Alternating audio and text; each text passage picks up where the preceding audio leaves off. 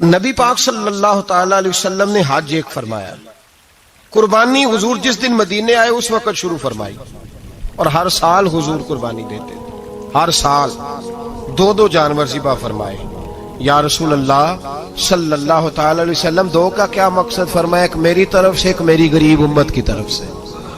یا رسول اللہ صلی اللہ علیہ وسلم کس طرف سے فرمایا؟ ایک میری طرف سے، ایک میری امت کی طرف سے۔ کبھی فرمایا ایک میری طرف سے، ایک میرے اہل بیت اور میری امت کی طرف سے۔ دو جانور حضور نے ذبح فرمائے، اور پھر میرے حبیب پاک صلی اللہ تعالی علیہ وسلم کے غلام مولا علی شیر خدا، ابن ماجہ کی روایت ہے، حضرت علی شیر خدا فرماتے ہیں کہ نبی پاک علیہ الصلوۃ والسلام دو جانور ذبح کرتے تھے۔ خود حضرت علی کی جب باری آئی تو انہوں نے بھی دو فرمائے، تو صحابہ نے پوچھا کہ علی دو کیوں، دو کس لیے؟ تو حضرت علی رضی اللہ تعالیٰ عنہ فرمانے لگے مجھے میرے حبیب نے وصیت فرمائی تھی کہ علی تو نے دو کرنے، ایک اپنی طرف سے کیا کرنا، ایک میری طرف سے کرنا، تو میں ایک اپنی طرف سے دیتا ہوں، ایک اپنے نبی پاک کی طرف سے دیتا ہوں صلی اللہ علیہ۔ دو جانور۔ آپ لوگوں نے سنی ہوئی ہے یہ بات کہ مہینہ کھانا نہیں پکتا تھا حضور کے گھر میں۔ حضرت عائشہ فرماتی ہیں 3 چاند اور 3 سورج کٹھے کبھی نہیں دیکھے جب ساتھ روٹی بھی کھائی ہو، یعنی 3 دن مسلسل کبھی کھانا نہیں کھایا۔ قربانیاں کتنی دیں بولیے؟ حضرت علی شیر خدا کا مکان کوئی نہیں اپنا، کوئی گھر نہیں بنایا۔ مولا کائنات شیر خدا، میں نے یہ بات پھر دوہرا رہا ہوں، پہلے بھی میں نے عرض کی تھی، پکا کرنے کے لیے دوہرا رہا ہوں، حضرت علی کا کوئی کاروبار نہیں بظاہر۔ بی بی صاحبہ فرماتی ہیں کہ کئی ہفتے صرف سرکہ اور کھجوریں۔ قربانیاں کتنی؟ اسی سارے صاحب لان ٹورے ہیں کہ ساڑھے تے لگ دیئے کہ نہیں، پکا۔ اور پھر جب بات ہوتی ہے دینے کی تو ماحول اور ہوتا ہے، جب لینے کی باری ہوتی ہے تو ماحول اور ہوتا ہے۔ قربانی واجب ہے اس شخص پر جس کے پاس 52.5 تولے چاندی یا 7.5 تولے، لیکن میں 7.5 تولے والا فتویٰ نہیں دیتا، میں 52.5 تولے چاندی والا فتویٰ دیتا ہوں، اس لیے کہ 52.5 تولے چاندی تو شاید تولہ یا 1.5 تولہ سونے کے برابر ہی ہو جائے، ٹھیک ہے نا جی؟ تو 7.5 تولے سونا 50-60 ہزار روپیہ جس آدمی کے اکاؤنٹ میں موجود ہے وہ قربانی کرے۔ بلکہ امام شافعی رحمت اللہ علیہ فرمایا کرتے تھے جس نے 3 کمروں کو تالا لگایا ہوا ہے وہ 3 کمرے فارغ ہیں، اس کے کسی کام کے نہیں، ان کی قیمت کا حساب لگائے، چھت پہ سٹور بنا دیا ہے کوئی مطلب نہیں اس کا، اور جو ویسے رکھی ہوئے ہیں کوئی معنی ہی نہیں کمرے کا، فرماتے تھے حساب لگائے قربانی کرے۔ رب کریم کی بارگاہ میں دینے کا جب معاملہ آیا تو تم گول کر گیا کام۔ میرے رسول کائنات سرور عالم صلی اللہ علیہ وسلم کا جب اپنے لیے چیزیں استعمال کرنے کا ماحول ہے تو محبوب پاک علیہ الصلوۃ والسلام نے مہینہ روٹی نہیں پکائی۔ یہاں جو آدمی ہر جمعرات کو 4 کلو بکرے کا گوشت پکاتا ہے اور ہر تیسرے دن مرغی کا گوشت لاتا ہے، وہ قربانی کی باری آتی ہے تو کہتا ہے میرے پہ لگتی نہیں۔ وہ ٹھیک ہے ابا جی لے آئے، ابا جی کی طرف سے قربانی ہے، اس دفعہ ابا جی کی، اگلی دفعہ اماں جی کی، اس سے اگلی دفعہ دادی جی کی۔ او خدا کے بندو، جس آدمی کے پاس پیسے ہیں پہلے اپنی قربانی واجب ہے۔ میری بات کی سمجھ آ رہی ہے عزیزوں کو؟ جو آدمی صاحب استطاعت ہے پہلے کس کی قربانی کرے گا؟ وہ کمائی کرتا ہے، اس کے اپنے اکاؤنٹ میں تنخواہ آتی ہے، ابا جی کے اکاؤنٹ میں نہیں آتی۔ اس نے اپنا بینک بیلنس چوری بھی رکھا ہوا ابا جی سے۔ پہلے اپنی قربانی کرے، اگر اس کو شوق ہے، دل کرتا ہے تو ایک اور خریدے، پھر ابا جی کی طرف سے کرے۔ اگر اللہ نے توفیق دیا تو ایک اور خریدے، اماں جی کی طرف سے کرے، اور اگر اس کے دل کو اللہ ٹھنڈک عطا کرے، سکون کرے، تو پھر اپنے رسول کی طرف سے بھی قربانی دے، پھر اپنے محبوب کی جانب سے بھی قربانی کرے۔ نبی پاک صلی اللہ تعالی علیہ وسلم نے ہر سال 2 قربانیاں دی، 10 سال، کل کتنی ہوگی 10 سالوں میں بولیے؟ اور جب حضور حج کرنے گئے نبی پاک نے 63 اونٹ ذبح فرمائے۔ ایک اونٹ میں کتنی قربانیاں ہوتی ہیں؟ 63 اونٹ حضور نے ذبح فرمائے۔ اور حدیث بڑی مزیدار ہے، حضرت ابو ہریرہ رضی اللہ تعالیٰ عنہ فرماتے ہیں کہ جب اونٹ ذبح کرنے کی باری آئی تو ہم سوچ رہے تھے، پریشان تھے کہ یہ تو بڑا مشکل ہے ذبح کرنا، بڑا مشکل ہے، اس کو تو نہر کرنا پڑتا ہے، گرانا پڑتا ہے، باندھنا پڑتا ہے، سب سے مشکل کام اونٹ ذبح کرنا ہے۔ تو نبی پاک صلی اللہ علیہ وسلم کی تو عادت کریمہ ہے، اپنے ہاتھ سے ذبح کرتے ہیں حضور۔ وہ ہمارا اللہ خیر کرے، اب اللہ ہی حافظ ہے. ذبح کرنا تو دور کی بات ہے، ہمارا جو بی اے پاس لڑکا ہے نا اس کو ڈر آتا ہے جانور کے پاس کھڑے ہوتے ہوئے. کہتے ہیں بچوں کو اندر لے جاؤ، 10 سال کا 12 سال کا اندر لے جاؤ، ذبح کرنا روئے گا. اب بس کرو یار، یہ کس قوم سے تمہارا تعلق پڑ گیا ہے؟ ہمارے تو 12 اور 14 سال کے معوذ اور معاذ ابو جہل کی گردن کاٹ کے رکھ دیا کرتے تھے، اور تو بچہ بکرا ذبح کرنے سے ڈرا رہا ہے. اس کو کھڑا کر لا کے، قربانی تو جہاد کی ٹریننگ ہے، وہ کھڑا کر، اس کو کہا بیٹا یہاں کھڑا ہو، اللہ کے رستے میں بکرے کی گردن کاٹنی ہے. اگر کوئی شخص خدا رسول کے دین کی مخالفت کرے، کفر کا جھنڈا اٹھائے تو اس کی گردن بھی کاٹنی ہے. یہ ٹریننگ ہے بچوں کے لیے. یہاں عجیب ماحول ہے، ڈر لگ رہا ہے، پیچھے ہٹ جاؤ. اور جس صاحب کی قربانی ہے وہ بھی کوئی 1.5 کلومیٹر کے فاصلے پہ کھڑے ہیں، دور کھڑے ہو کے دیکھ رہے ہیں. نفیس ہی بڑے ہیں جناب، لطیف ہی بڑے ہیں. کپڑوں کو کوئی قطرہ خون کا لگ گیا تو بڑی مصیبت بن جائے گی. اور امیر آدمی اس کا تو گھر کسائی نے خود فون کیا ہے کہ صاحب سب سے پہلے میں آپ کے گھر آؤں گا. اس کو پتہ ہے کہ منہ مانگی قیمت ملے گی. مہربانی فرمائیں، قربانی میرے رسول پاک صلی اللہ علیہ وسلم سے زیادہ نفاست والی طبیعت کسی کی نہیں. صحابہ کہتے ہیں اتنا حسین محبوب کا انداز تھا کہ کبھی کپڑوں پہ مکھی بھی نہیں بیٹھی تھی. اور حضور سے ہم سلام لیتے تھے، دست مبارک چومتے تھے تو ہمارے ہاتھوں سے کستوری کی خوشبو آنے لگتی تھی. اور فرماتے ہیں نبی پاک کا ہاتھ یوں ہوتا تھا کہ برف بھی اتنی ٹھنڈی نہیں جتنا پیارا حضور کا ہاتھ ٹھنڈا ہوتا تھا. پھر بھی حضور دست مبارک میں خنجر پکڑتے، جانور کو لٹاتے اور اپنی طامت کو سمیٹتے، اور اللہ کے حبیب گھٹنا رکھتے اس کی گردن پر اور بسم اللہ اللہ اکبر کہہ کے ذبح فرماتے. حضور خود دست مبارک سے. تو اتنا زیادہ نازک مزاج ہو گیا ہے کہ اب یہ والی سنت ادا کرنا مشکل ہو گیا تیرے لیے. 63 اونٹ ہیں. اور صحابہ کرام علیہم رضوان فرماتے ہیں کہ حال یہ ہے ہم سوچ رہے ہیں کیسے ذبح کریں گے، کیا کریں گے، کیسے گرائیں گے. اور نبی پاک صلی اللہ علیہ وسلم کہتے ہیں ہم ابھی سوچ میں ہی تھے کہ حضور نے چھری پکڑی. خنجر جب حضور نے اٹھایا تو فرماتے ہیں اونٹ دوڑتا ہوا آیا اور نبی پاک کے سامنے آ کے لیٹ گیا. فرماتے ہیں اللہ کے رسول نے بسم اللہ اللہ اکبر کہہ کے ذبح کیا. اس نے ٹانگ بھی کوئی نہیں ہلائی، پیر بھی کوئی نہیں ہلایا. وہ کسی شاعر نے بڑی عجیب بات کہی تھی. اس نے کہا پھنسی جو دام میں بلبل تو لگی یوں کہنے، کرے گا قتل کیا تو نے جب اسیر مجھے، کباب شمع کے شعلے پہ کیجیو سیاد، شکل گل نظر آئے دم اخیر مجھے. وہ کہتے ہیں بلبل کو شکاری، سیاد شکاری، شکاری نے پکڑ لیا بلبل کو تو سیاد سے بلبل کہنے لگی تو نے پکڑا ہے تو قتل تو کرے گا ہی نا، کھائے گا تو صحیح، ایک میری منت ہے. شکاری کہنے لگا وہ کیا؟ تو بلبل کہنے لگی جب تو مجھے ذبح کرے نا اور پکائے تو مجھے پھول سے بڑی محبت ہے. اس طرح کرنا، کوئلے اتنے زیادہ دہکانا، اس قدر زیادہ آگ جلانا کہ ان کی شکل گلاب کے پھول کی طرح سرخ ہو جائے. تو جب تو مجھے ان پر جلائے گا تو مجھے تکلیف نہیں ہوگی، اس لیے کہ محبوب کا چہرہ جو سامنے آ جائے گا مجھے تکلیف نہیں ہوگی. پھنسی جو دام میں بلبل تو لگی یوں کہنے، کرے گا قتل کیا تو نے جب اسیر مجھے، کباب شمع کے شعلے پہ کیجیو سیاد، او شکل گل نظر آئے دم اخیر مجھے. اعلیٰ حضرت بریلوی علیہ رحمہ فرمایا کرتے تھے، فرماتے تھے بڑی تکلیف ہوگی، بڑی تکلیف ہوگی جب جان نکلے گی. روایتوں میں آتا ہے جس طرح باریک دوپٹہ جھاڑیوں پہ ڈالا جائے، کھینچا جائے تو پھٹ جاتا ہے، یوں تکلیف ہوگی. پر فرمانے لگے رسول اللہ کے غلام کو کوئی تکلیف نہیں ہوگی.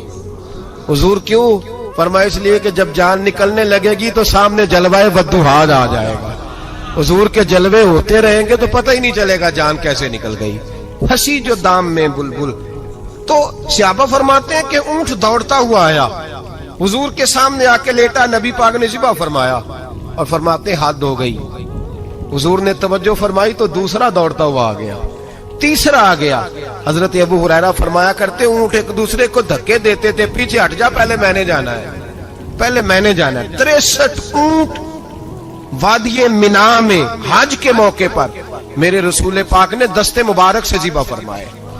ہر قربانی حضور نے اپنے ہاتھوں سے فرمائی. قربانی واجبات دین میں سے، ضروریات دین میں سے ہے، اور کوئی اتنا لمبا چوڑا مسئلہ نہیں. بہت ساری چیزوں کو خود بخود مشکل کر لیتے ہیں. ٹی وی پہ خبر آتی ہے فیصل آباد کے 2 بیل ہیں، بھولو اور ڈھولو، پتہ نہیں کتنے من ان کا وزن ہے. ان سے پوچھا جا رہا ہے کہ بھولو ڈھولو کھاتے کیا ہے؟ تو کہتے ہیں بادام کھاتے ہیں، مکھن کھاتے ہیں. یہ جناب پتہ نہیں ان کو دودھ کتنے کلو روز پیتے ہیں، اور بھولو ڈھولو بیچارے سے خود نہیں چلا جا رہا.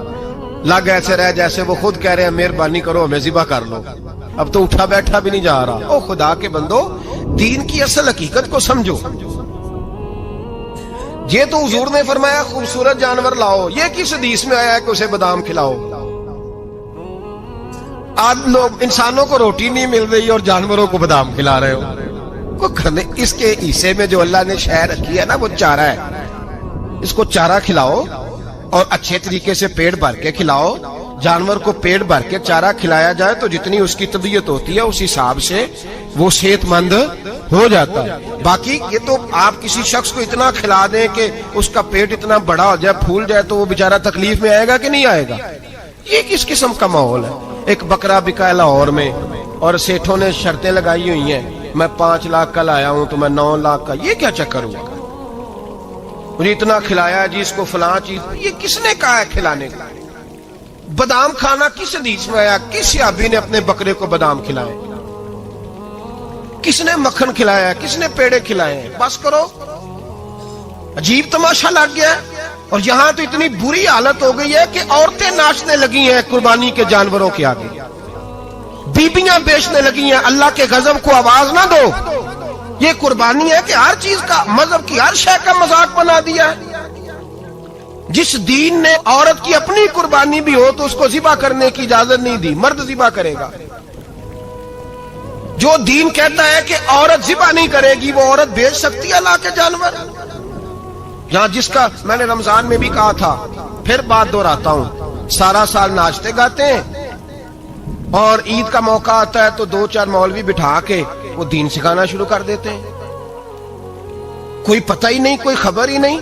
جس بوتل میں کل تک شراب بک رہی تھی اسی میں دودھ پلاؤ گے؟ جس برتن میں کل تک پیشاب تھا اس میں آج لوگوں کو شہد پلاؤ گے؟ بس کرو، یہ مذاق نہیں، یہ رسول اللہ کا دین ہے. نبی پاک سید عالم صلی اللہ تعالی علیہ وآلہ وسلم نے کوئی ذمہ عورت کے کوئی چیز نہیں لگائی ایسی جس میں اسے مردوں کے ساتھ شامل ہونا پڑے. اور عورت سمجھ ہی نہیں رہی کہ یہ اس کی تذلیل ہے، عزت نہیں. صابن بک رہا ہے تو ساتھ بی بی کھڑی ہے، شیمپو بک رہا ہے تو عورت اس کی جو ہے وہ ایڈ دے رہی ہے. یہ عزت ہے عورت کی؟ رسوا کر دیا تم نے ہر شے میں عورت. اب قربانی کا جانور بھی بی بی بیچے گی؟ غیرت کہاں گئی اس قوم کی؟ میرے رسول پاک سرور دو عالم صلی اللہ تعالی علیہ وسلم کو کسی نے آ کے کہا فلاں قبیلے کے لوگوں نے عورت کو سربراہ بنایا ہے، عورت کو آگے لگا لیا ہے. فرمایا تباہ ہو گئے وہ لوگ، انہوں نے عورتوں کو اپنے آگے پیشوا بنا لیا. جس رب نے عورت کو نبوت نہیں دی، امامت کرنے کا حق نہیں دیا، کس چکر میں لوگ پڑ گئے؟ 5 لاکھ کا جانور کس لیے لائے ہو؟ 5 لاکھ کا تفاخر کے لیے، دکھانے کے لیے؟ تو اگر 50,000 کا 60,000 کا بھی جانور لاتا تو اچھا آ جاتا.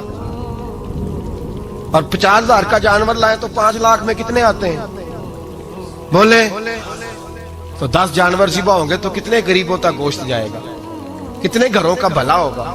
ہر چیز کا چکر الٹا کر دیا گیا ہے. اور یہ صرف حج کے لیے ہوتی تو میرے رسول پاک ہر سال قربانی نہ کرتے، اور میرے نبی پاک قربانی دینے کا حکم. ایک اور بات بڑی لوگ پوچھنے لگے، کہتے جی گائے کی ہوتی ہے، بھینس کی بھی ہوتی ہے کہ نہیں؟ چلو جی اب نئی بات نکل آئی. حدیث پاک میں لفظ آیا اونٹ کا، نبی پاک نے فرمایا بکرا 1 سال کا، گائے 2 سال کی، اونٹ 5 سال کا. حدیث میں لفظ آ گیا اونٹ کا.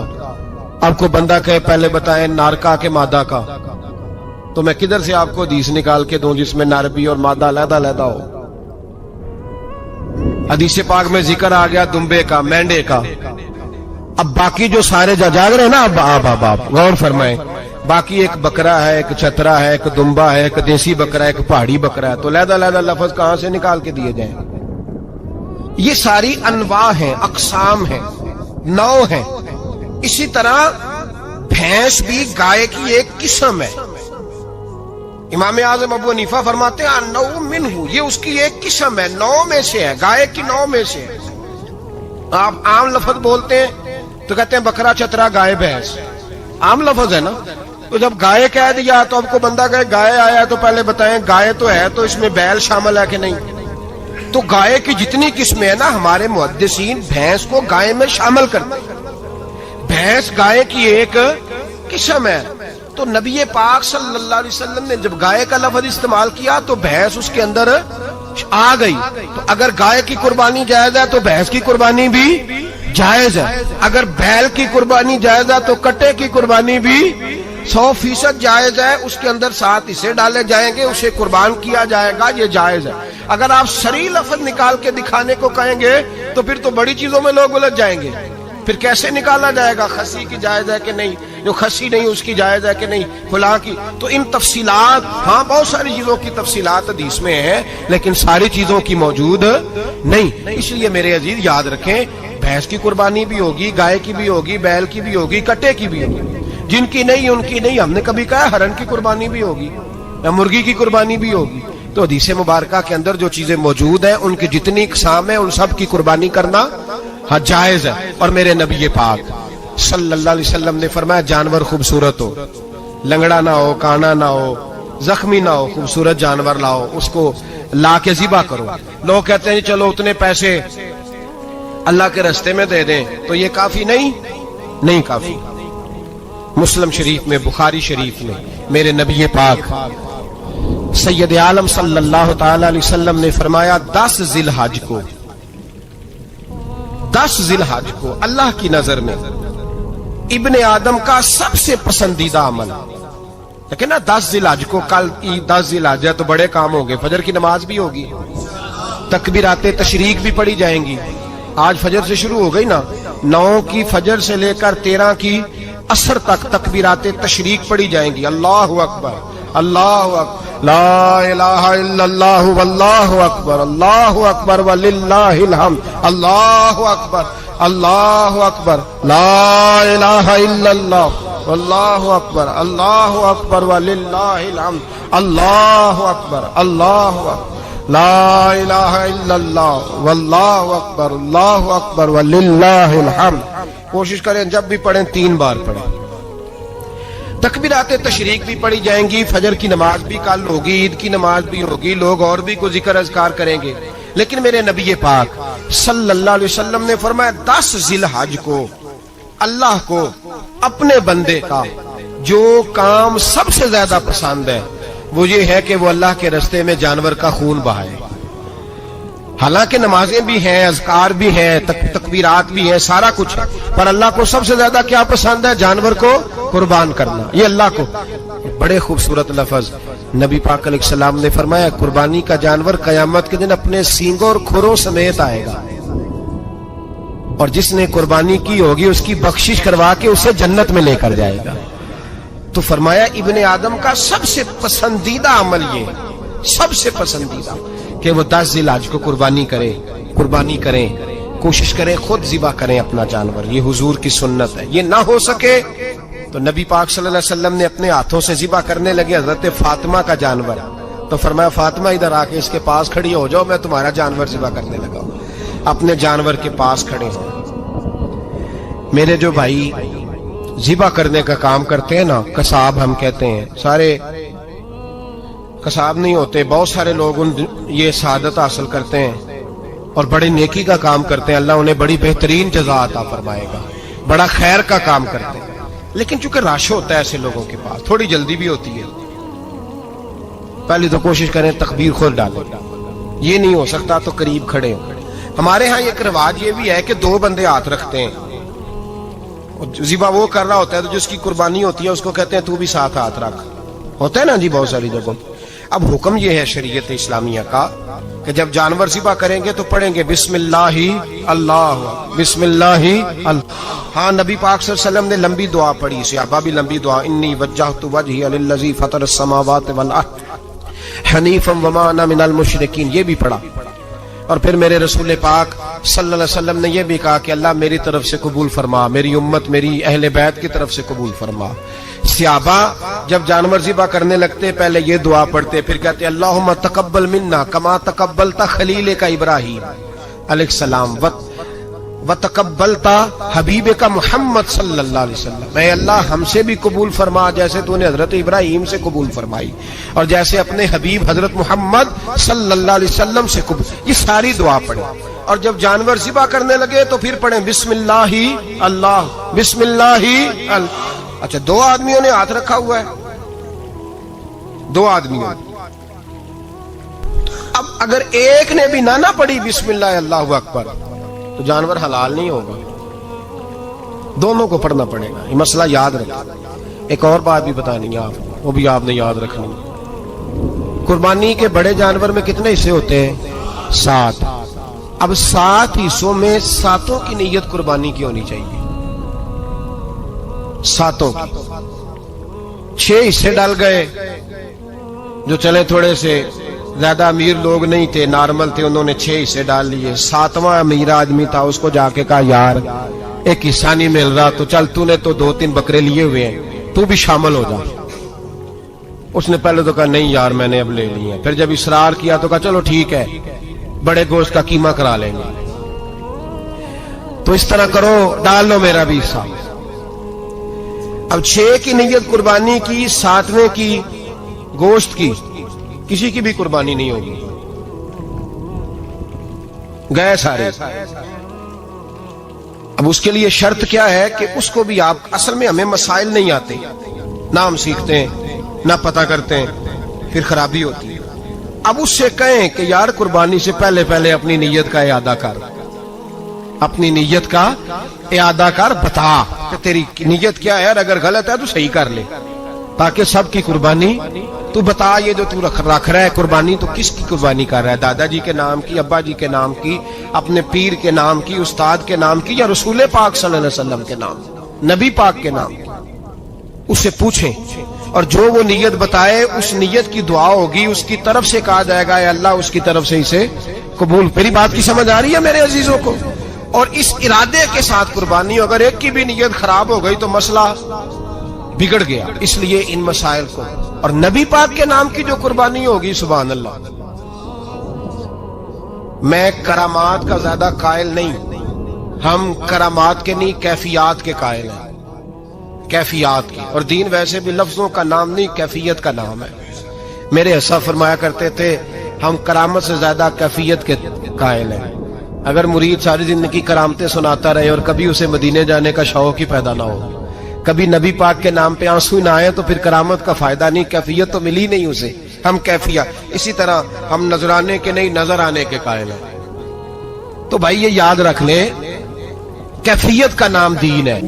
نبی کریم علیہ الصلوۃ والسلام بائی دا وے قضائے حاجت کے لیے ایک باغ میں تشریف لے گئے. حضور باغ کے اندر داخل ہوئے ہی تھے، اونٹ بندھا ہوا تھا. تو حضرت ابو درداء رضی اللہ تعالیٰ عنہ کہتے ہیں وہ اونٹ نے حضور کی طرف دیکھا تو اس نے رونا شروع کر دی. اصل میں دکھ پوچھنے والا کو ملے تو پھر ہی رونے کا مزہ آتا ہے. ہر جگہ تو دکھ سنایا بھی نہیں جا سکتا. ایسا ملے نا جو دکھ پوچھنے والا ہو، تسلی تشفی دینے والا ہو، جس کے کندھے پہ سر رکھ کے بندہ دیر تک روئے. اونٹ رونے لگا تو حضرت ابو درداء رضی اللہ تعالیٰ عنہ فرماتے ہیں نبی کریم علیہ السلام اس کی طرف بڑھے، حضور نے اس کی پشت پر ہاتھ رکھا تو وہ اور زیادہ رونے لگا. پھر میرے محبوب نے اپنے کان مبارک اس کے منہ کے قریب کیے تو اس نے کوئی بات کی. محبوب نے فرمایا بلاؤ نا اس کے مالک کو کہاں ہے. وہ جب آیا تو حضور صلی اللہ علیہ وسلم نے فرمایا کہ تم اسے اس کی ضرورت سے زیادہ اس پر وزن رکھتے ہو، اسے اذیت دیتے ہو، تکلیف پہنچاتے ہو. پھر حضور علیہ السلام نے فرمایا اسے کھانا اور پانی وقت پر نہیں دیتے، دھوپ چھاؤں کا خیال نہیں رکھتے. اور آخری لفظ حدیث کے محبوب فرمانے لگے تم اس کے بارے میں اپنے رب سے نہیں ڈرتے، اس کے حقوق کے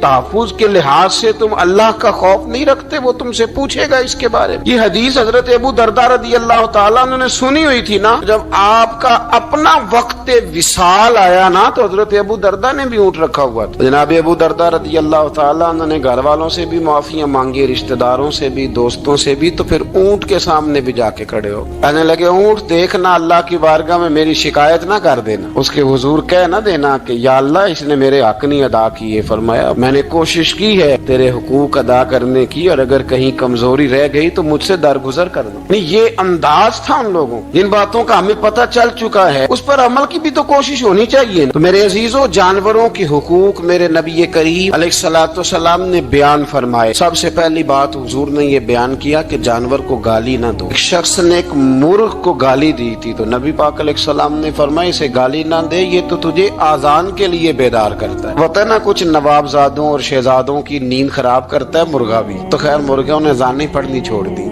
تکلیف کی بات ہے، خوشی کی بات نہیں، درد کی بات، یہ اذیت کی بات نہیں۔ وہ وطن بھی کو وطن ہے جس میں اذان کی آواز ہی نہ آئے، وہ دیش بھی کو دیش ہے۔ ہم جا کے اب بسنے لگے ہیں ٹاؤنوں کے اندر، سوسائٹیوں کے اندر، جہاں اذان کی آواز ہی نہیں آتی۔ کچھ جگہ ہے جہاں اذان کی آواز ہی نہ آئے۔ ہمارے ہاں جو غریب لوگ ہوتے ہیں نا، وہ گدا ریڑھی پہ دفعہ سبزی بیچتے ہیں۔ یہ ہمارے آج کل کنو بہت زیادہ ہے مارکیٹ میں، تو میں دیکھتا ہوں کہ سڑک کے اوپر گدے کو بھی کھڑا کیا ہوا، اس لیے کہ اب وہ اسی کے اوپر سارا دن رکھیں گے اس کو، اور شام تک جب تک بکے گا نہیں اس بیچارے کی خلاصی نہیں ہوگی۔ نبی پاک صلی اللہ علیہ وسلم نے فرمایا کہ جانور کو سواری بناؤ، کرسی نہ بناؤ۔ دو صحابہ بیٹھے تھے گھوڑے کے اوپر، ایک ادھر بیٹھا تھا ایک ادھر بیٹھا تھا، دونوں آپس میں باتیں کر رہے تھے۔ جس طرح ہمارے زمانے میں جو نئی کار خریدتا ہے نا، تو اس کا بھی کوئی واقف مل جائے تو وہ روڈ کے اوپر کھڑے ہو کے بات کرتا ہے، چونکہ روڈ تو اس نے الاٹ کرایا نا اپنے نام۔ تو میرے جیسا آدمی کئی دفعہ پیچھے ہو بھی نا، تو ایک دن بچہ مجھے کہنے لگا کہ زور سے ذرا ہارن دی، تو میں نے کہا یار اس کے پاس نئی دولت آئی ہے تو مطلب اس کو ہارن نہ دے، پتہ نہیں کہاں سے بولے گا، تو اس کا تو کچھ نہیں بگڑے گا، تو ہمارے لیے مسئلہ بنے گا۔ یہ ارجنی اب یہ کھڑا ہے تو کھڑا، یہ اس کو لوگ چودراہٹ سمجھتے ہیں، یہ چودراہٹ نہیں ہوتی، اس سے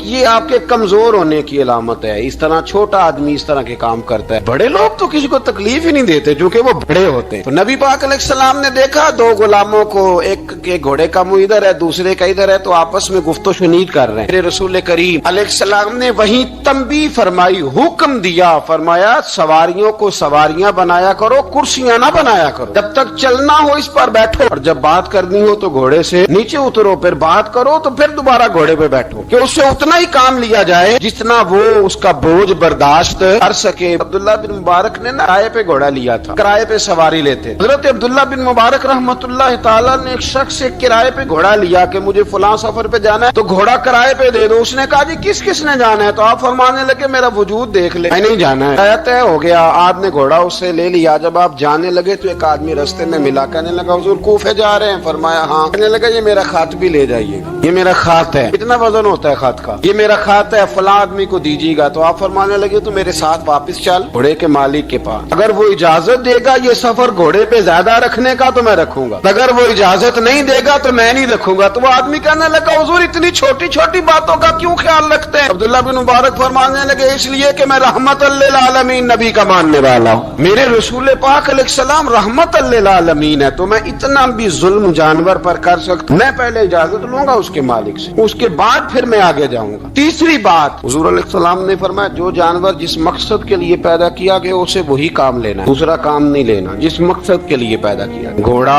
گدھا اور خچر کھانا اسلام میں ذبح کر کے کھانا اس لیے جائز نہیں رکھا گیا کہ یہ سواری کے جانور ہیں، تو جو سواری کے جانور ہوں گے انہیں ذبح کر کے کھایا نہیں جائے گا، اس سے سواری کا کام لیا جائے گا، اور جو جانور گوشت والے ہوں گے ان سے گوشت کا کام لیا جائے گا، جو دودھ والے ہوں گے اس سے دودھ کا کام لیا جائے گا۔ بخاری مسلم میں موجود ہے، نبی پاک علیہ السلام فرماتے ہیں ایک شخص نے بیل پر سواری کر لی، اس نے سواری کر لی اور جب وہ تھوڑا سا آگے گیا نا تو بیل اپنا منہ پیچھے کر کے کہنے لگا میں سواری کے لیے نہیں پیدا کیا گیا۔ اللہ نے اسے زبان عطا فرمائی اور بیل بول پڑا، کہنے لگا مجھے حال کے اندر جوت لے، یہ کام مجھ سے لے لے، لیکن وہ میرے اوپر سواری نہیں کر سکتا۔ سواری کے لیے اللہ نے گھوڑے پیدا کیے، اونٹ، گدھے اور خچر پیدا کیے ہیں، جو جانور جس مقصد کے لیے ہوگا اس سے وہی کام لیا جائے گا۔ ایک بات اور کرنے لگا ہوں، ذرا سخت ہے، جانوروں کو لڑانا حرام ہے۔ حضرت عبداللہ ابن مسعود رضی اللہ تعالیٰ عنہ روایت بیان کرتے ہیں، فرمایا لعنتی ہے وہ شخص جانوروں کو آپس میں لڑاتا ہے، وہ لعنتی ہے جو جانوروں کو آپس میں اور آپ اس ملک میں رہتے ہیں جہاں کروڑوں روپے کی شرطیں لگتی ہیں جانوروں کی لڑائی، جانوروں کو اذیت دی جاتی ہے، تکلیف دی جاتی ہے۔ जाती है, कबूतर उड़ाए जाते हैं। और आई नाम उसको मिलता है जिसका कबूतर देर के बाद आए। कबूतरबाज कबूतर को बैठने नहीं देता। ये हराम है, शरीयत इस्लामिया में हराम है जानवरों का लड़ाना और उनको एक दूसरे के खिलाफ उभारना हराम है, दीन में मना किया गया है। अब जानवर को अगर पालेंगे भी तो उस हद तक पालेंगे कि जिस हद तक उसको किसी अजियत में मुब्तला न किया जाए। कुत्तों की लड़ाई कराई जाती है, मुर्गों की लड़ाई कराई जाती है, जानवरों को अजियत पहुंचती है, बैलों की लड़ाई होती है, सींग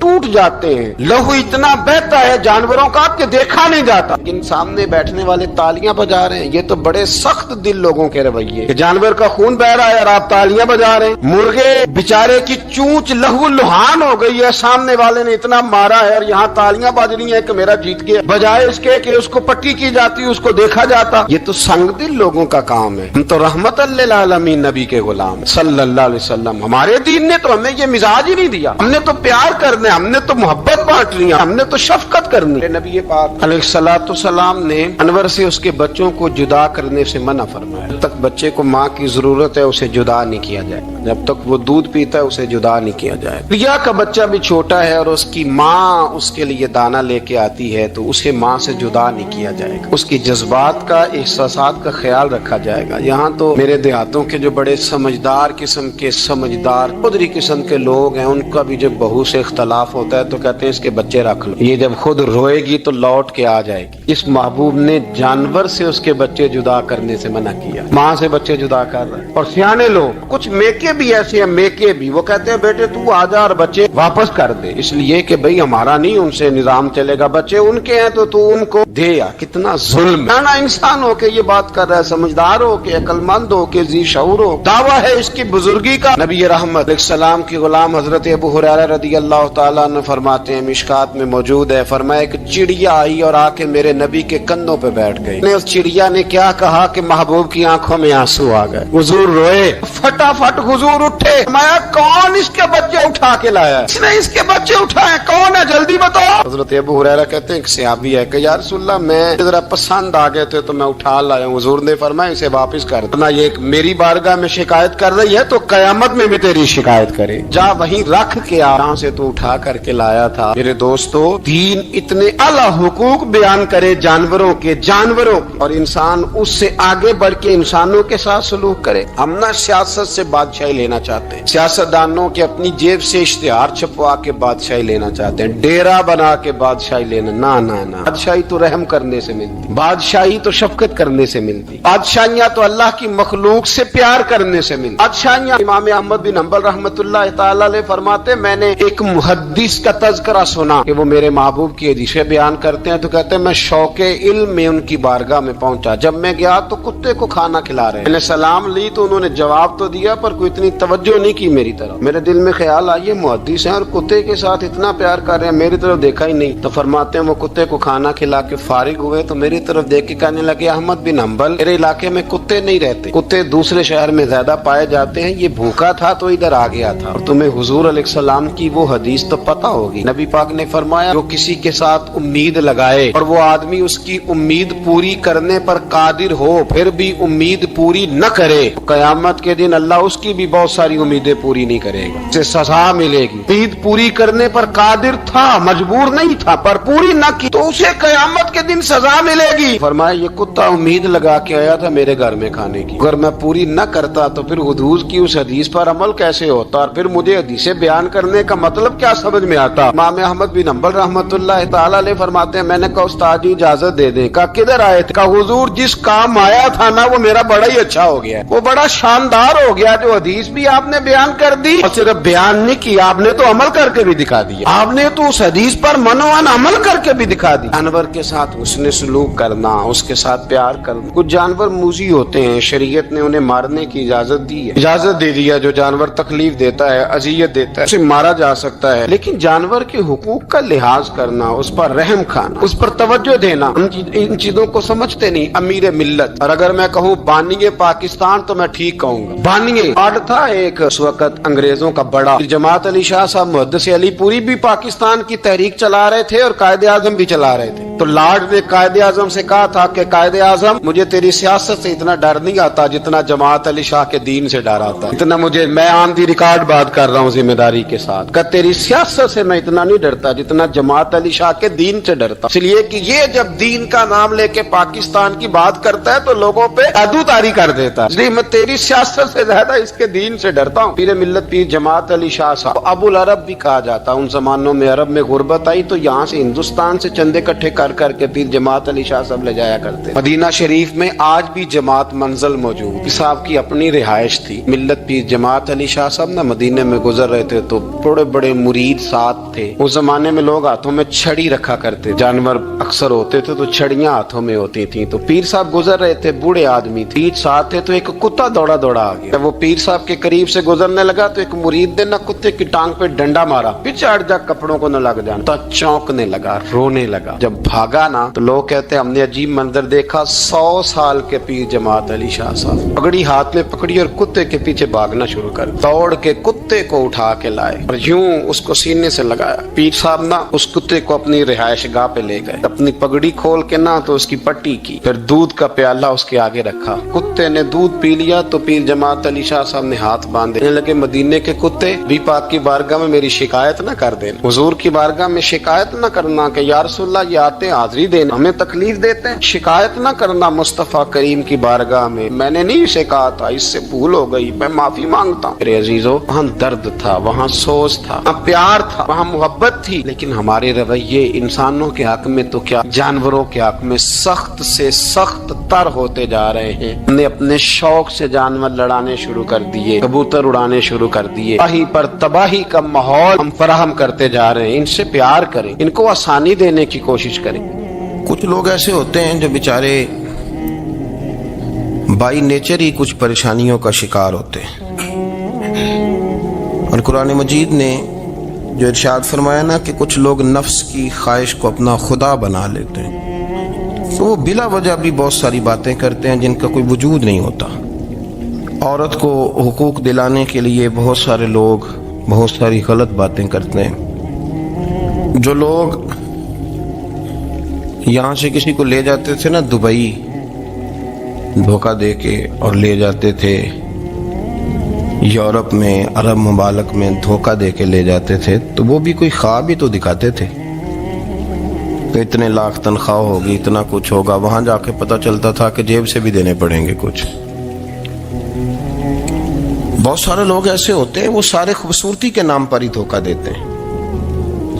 आपको पता है कि जो आदमी किसी को लालच देता है तो किसी को लूटने के लिए उसे लालच देना बड़ा जरूरी होता है। लोग पहले लालच देते हैं फिर लूटते हैं, पहले मुकम्मल लालच देते हैं, ये चीज मिल जाएगी, ये चीज मिल जाएगी। लोग मुकम्मल लालच देते हैं, उसके बाद फिर लूटते हैं। और अगर लालच ना दें तो कोई आदमी काबू आएगा? लोग लूटते हैं लालच देकर।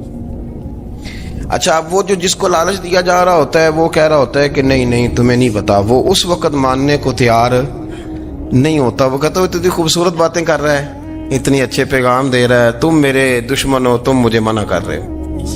होश तब आती है कि जब सब कुछ लुट जाता है। औरत को वैसे भी काबू करना बड़ा आसान होता है। आला हज़रत बरेलवी रहमतुल्लाह अलैह फरमाते हैं, बेटियां नाजुक शीशियां होती हैं, इनको तो जरा सी चोट लगे तो टूट जाती हैं।